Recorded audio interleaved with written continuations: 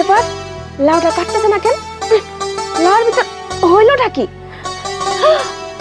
আরে লাউর ভিতর সোনার সেন হলো কই থেকে শান্তা লিমা সোনা আমার না খুব গরম লাগতেছে বুঝছস আমি না একটু গোসল করে রাখি তোরা যখন লাউ কাট হাই রে এই লাউ কাটতে আবার গোসল করা লাগে নাকি যাই হোক গোসল দিয়ে আসি এই লিমা তুই লাউ কাট আচ্ছা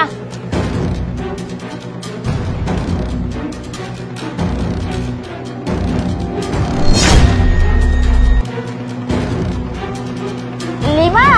শোন না আমার না অনেক পানি খাওয়াই ধরছে তুই লাউ না কাট আমি একটু পানি খাই বুঝছস আচ্ছা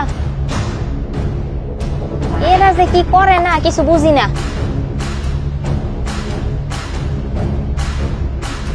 আরে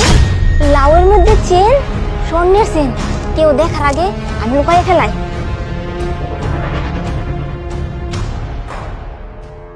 আমার 3 পান প্রিয় পুত্রবধূ তুঙ্গ আমি 3টা লাউ দিছিলাম লাউ দিয়ে আমার লেগে তরকারি রাঁধতে কইছিলাম তো লাউ দিয়ে কেডা কি তরকারি রাঁধছো আমারে কও আম্মা আমি 10 টাকা 5 টাকা করে জমাইতে 500 টাকা জমাইছিলাম সেই 500 টাকা দিয়া আমি গলদা চিংড়ি কিনে নিয়ে আইছি নিয়ে আইয়া আপনার পছন্দ লাউ চিংড়ি রান্না করছি আপনি তো খাইতে খুব ভালোবাসেন এর জন্য ও বৌমা তুমি তো অনেক মজার খাবার রান্না করছো এটা তো আমার একদম প্রিয় একটা খাবার তো তোমার অনেক ধন্যবাদ তো মেজো বৌমা তুমি কি রান্না করছো মা আপনি যে লাউটা দিছিলেন না ওইটা দিয়ে আমি ইলিশ মাছ দিয়ে রান্না করছি অনেক মজা হয়েছে মাছকে কিন্তু মা শুনেন ওই যে দেশি হাঁস আছে না ওই দেশি হাঁস দিয়ে আর লাউ দিয়ে আমি ভুনা রান্না করছি খাইলে বুঝতে পারবেন কত মজা হয়েছে তেলে তো দেখা যাইতেছে খাওয়া গেলে অনেক মজা হইব আচ্ছা আমি তো খাইই না খাইয়ে তোমাকে জানামো কাঠটা সবচেয়ে বেশি মজা হয়েছে আচ্ছা তোমাকে একটা কথা কমো কথা রইতেছে তোমাকে যে লাউ কাটতে দিছিলাম লাউর ভিতরে কি তোমরা কিছু পাইছো না না লাউর মধ্যে আবার কি পাবো কিছু পাই নাই তো লাউর ভিতরে বিসিও পাও নাই ও মা লাউর মধ্যে তো বিসি থাকবোই বিসি তো পাইছি কিন্তু অন্য তো কোনো কিছু পাইলাম না ও কিছু পাও নাই তো বড় বৌমা তুমিও কিছু পাও নাই হ মা আমি না পাইছি এই যে এই স্বর্ণের সেনটা তো লাউ কাটার সময় চিন্তা করলাম যে সেনটা যেহেতু পাইছি তো আপনি হয়েছেন এই বাড়ির গুরুজন তো এই সেনটা আমি আপনার কাছেই দেই তারপরে আপনি যা ভালো মনে হয় তাই করেন এই জন্য আমি আমার কাছে রাখলাম না আপনারা দিয়ে দিলাম সাব্বাস বৌমা শোনো আমি 3টা লাউর ভিতরেই একটা করে সোনার চেন রাখছিলাম আমি পরীক্ষা করতে চাইছিলাম আমি মরার পরে আমার যে সহায় সম্পত্তি আছে আমি কার নামে সব লিখে দিব আমার এই সহায় সম্পত্তি কেডা দেখে রাখতে পারবো সেটা আমি পাইয়া গেছি আমার বড় পুত্রবধূ কিন্তু মা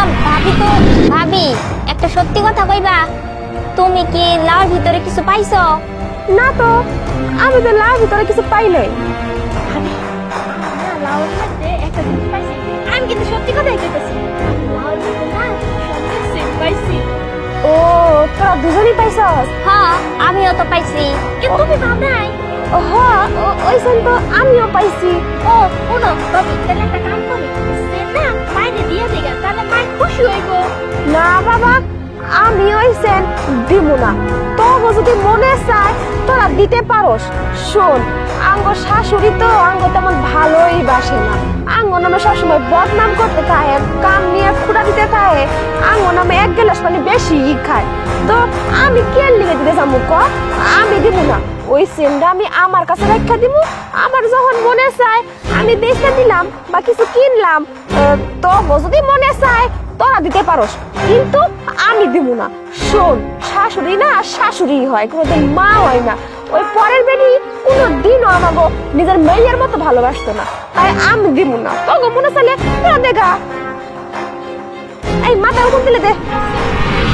একদম চুপ করো তোমরা বড় বড় কথা শিখছো না যত চোর বাট পারাই না আমার ঘরে বসছি হ্যাঁ আমার এই বড় বউ হয়েছে সৎ কারণ হ্যাঁ আজকে সব কিছু আমার কইয়ে দিচ্ছে আর তোমরা কি করছো তোমরা লুবি তোম গাইন আমি কে লেগে সংসার আনছি আমি বুঝি না তো যাই হোক আমার পোনারা বিদেশ থাকে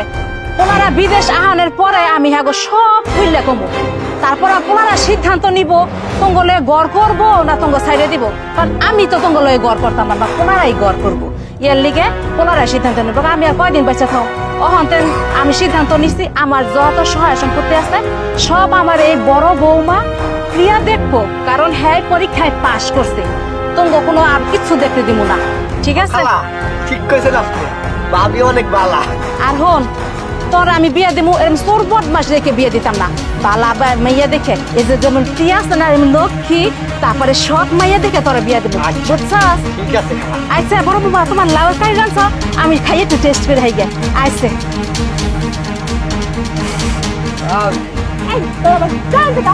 আপনার মতো একটা বিয়া করবো। ভাবি এই গলা নামায়ে একদম উল্টা পাল্টা কোনো কথা না,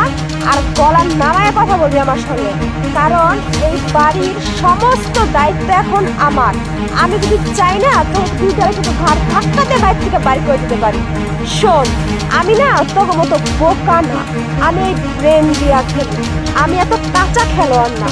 যখনই আমি দেখছি যে লাউয়ের ভিতর স্বর্ণের সেন, তখনই আমার মাথার ভিতর আইছে যে নিশ্চয়ই আম্মা চিন্তা ভাবনা কইরে লাউয়ের ভিতর স্বর্ণের সেনটা দিছে, না হলে তো এমনি এমনি দিব না, অবশ্যই তার মাথায় কোনো পরিকল্পনা ঘুরতেছে। এর জন্যই আমি বুদ্ধি খাটাইয়া আম্মার কাছে সেনটা ফেরত দিয়ে দিছি।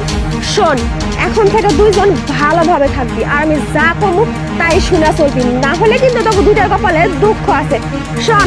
এখন আমার পিছনে পিছনে আয়, আমার পাটা খুব ব্যথা করতেছে, টিপা দিবি, আয় করতেছি তাড়াতাড়ি।